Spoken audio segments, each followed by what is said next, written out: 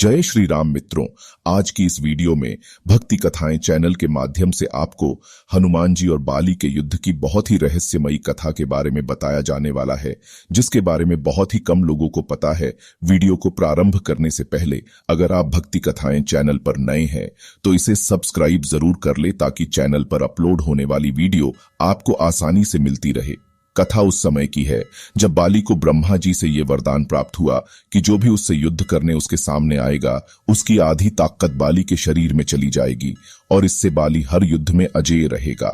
सुग्रीव और बाली दोनों ब्रह्मा के वरदान द्वारा प्राप्त हुए, अर्थात वे दोनों ब्रह्म जी के पुत्र हैं और ब्रह्मा जी की कृपा बाली पर सदैव बनी रहती है। बाली को अपने बल पर बड़ा घमंड था। उसका घमंड तब और भी बढ़ गया जब उसने करीब करीब तीनों लोकों पर विजय पाए हुए रावण से युद्ध किया और रावण को अपनी पूंछ से बांधकर 6 महीने तक पूरी दुनिया घूमी। रावण जैसे योद्धा को इस प्रकार हराकर बाली के घमंड की कोई सीमा न रही।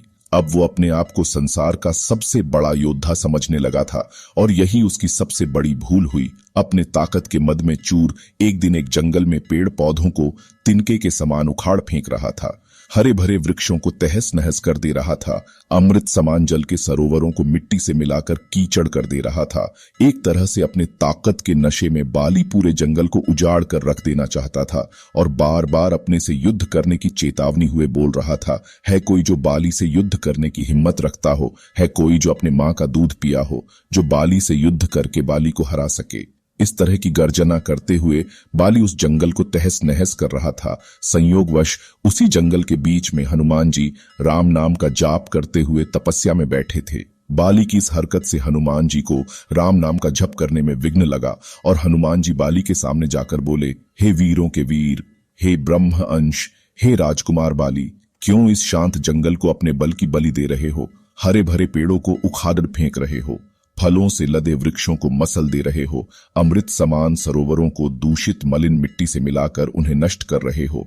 इससे तुम्हें क्या मिलेगा? तुम्हारे औरस पिता ब्रह्मा के वरदान स्वरूप कोई तुम्हें युद्ध में नहीं हरा सकता, क्योंकि जो कोई तुमसे युद्ध करने आएगा उसकी आधी शक्ति तुम में समाहित हो जाएगी। इसलिए हे कपि राजकुमार, अपने बल के घमंड को शांत करो और राम नाम का जाप करो। इससे आपके मन में अपने बल का मान नहीं होगा और राम नाम का जाप करने से ये लोक और परलोक दोनों ही सुधर जाएंगे। इतना सुनते ही बाली अपने बल के मद में चूर हनुमान जी से बोला, ए तुच्छ वानर, तू हमें शिक्षा दे रहा है। राजकुमार बाली को, जिसने विश्व के सभी योद्धाओं को धूल चटाई है और जिसके एक हुंकार से बड़ा पर्वत भी खंड खंड हो जाता है, जा तुच्छ वानर, जा और तू ही भक्ति कर अपने राम वाम की। और जिस राम की तू बात कर रहा है वो है कौन, और केवल तू ही जानता है।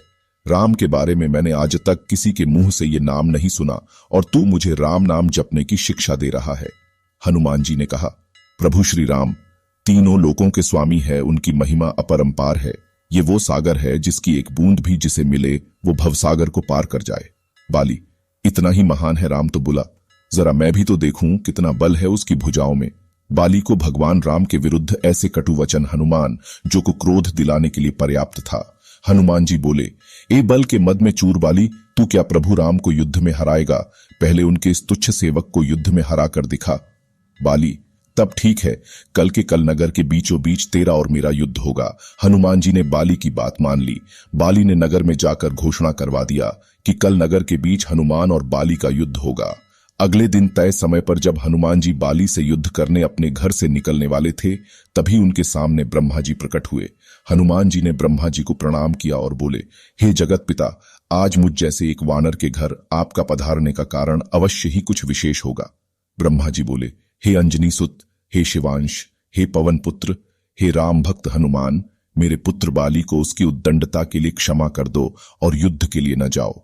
हनुमान जी ने कहा, हे प्रभु, बाली ने मेरे बारे में कहा होता तो मैं उसे क्षमा कर देता, परंतु उसने मेरे आराध्य श्री राम के बारे में कहा है जिसे मैं सहन नहीं कर सकता और मुझे युद्ध के लिए चुनौती दिया है जिसे मुझे स्वीकार करना ही होगा। अन्यथा सारे विश्व में ये बात कही जाएगी कि हनुमान कायर है, जो ललकारने पर युद्ध करने इसलिए नहीं जाता है क्योंकि एक बलवान योद्धा उसे ललकार रहा है। तब कुछ सोचकर ब्रह्मा जी ने कहा, ठीक है हनुमान जी, पर आप अपने साथ अपनी समस्त शक्तियों को साथ न लेकर जाएं, केवल 10वां भाग का बल लेकर जाएं।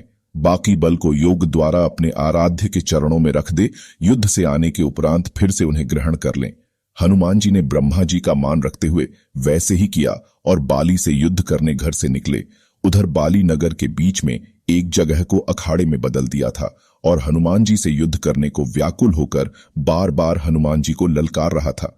पूरा नगर इस अद्भुत और दो महायोद्धाओं के युद्ध को देखने के लिए जमा था। हनुमान जी जैसे ही युद्ध स्थल पर पहुंचे, बाली ने हनुमान को अखाड़े में आने के लिए ललकारा। ललकार सुनकर जैसे ही हनुमान जी ने एक पांव अखाड़े में रखा, उनकी आधी शक्ति बाली में चली गई। बाली में जैसे ही हनुमान जी की आधी शक्ति समाई, बाली के शरीर में बदलाव आने लगे। उसके शरीर में ताकत का सैलाब आ गया। बाली का शरीर बल के प्रभाव में फूलने लगा। उसके शरीर से फटकर खून निकलने लगा। बाली को कुछ समझ नहीं आ रहा था।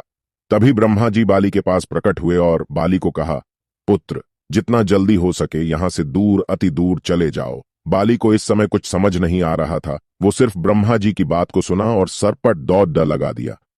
100 मील से ज्यादा दौड़ने के बाद बाली थक कर गिर गया। कुछ देर बाद जब होश आया तो अपने सामने ब्रह्मा जी को देखकर बोला, ये सब क्या है?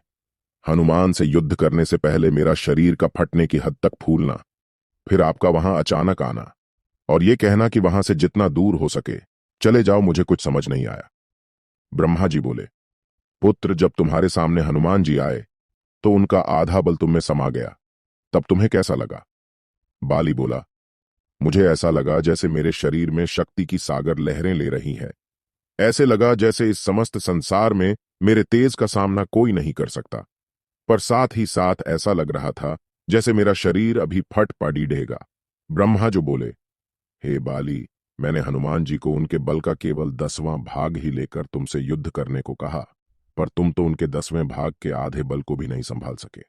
सोचो, यदि हनुमान जी अपने समस्त बल के साथ तुमसे युद्ध करने आते तो उनके आधे बल से तुम उसी समय फट जाते जब वो तुमसे युद्ध करने के लिए घर से निकलते। इतना सुनकर बाली पसीना पसीना हो गया और कुछ देर सोचकर बोला, प्रभु, यदि हनुमान जी के पास इतनी शक्तियां हैं तो वो इसका उपयोग कहां करेंगे? ब्रह्मा, हनुमान जी कभी भी अपने पूरे बल का प्रयोग नहीं कर पाएंगे, क्योंकि ये पूरी सृष्टि भी उनके बल के 10वें भाग को नहीं सह सकती।